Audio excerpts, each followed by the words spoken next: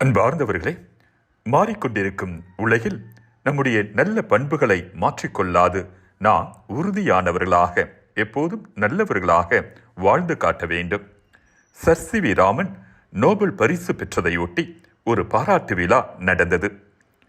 அந்த விருந்தில் பல உள்நாட்டு மற்றும் அயல்நாட்டு பிரபலங்கள் கலந்து கொண்டிருந்தார்கள். மதுபானங்கள் தாராளமாக வழங்கப்பட்டன. Sir C V. ராமன் மது அருந்துவாரா மாட்டாரா என்று பக்கத்து மேஜைகளில் பட்டிமன்றமே நடத்தி கொண்டிருந்தார்கள்.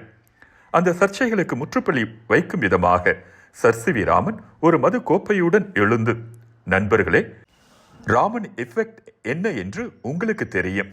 ஆனால் ராமன் மீது ஆல்கஹாலுக்கு எந்த எஃபெக்டும் இருக்க முடியாது என்று கூறி அந்த மதுக்கோப்பையை கீழே வைத்து விட்டார்.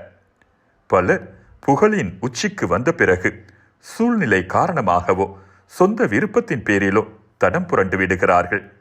ஆனால் சர் சி.வி. ராமனோ மாறிக்கொண்டிருக்கும் உலகில் சில மதிப்புகள் மட்டும் மாறாமல் இருக்க வேண்டும் என்பதில் இறுதி வரை உறுதியாக இருந்தார்.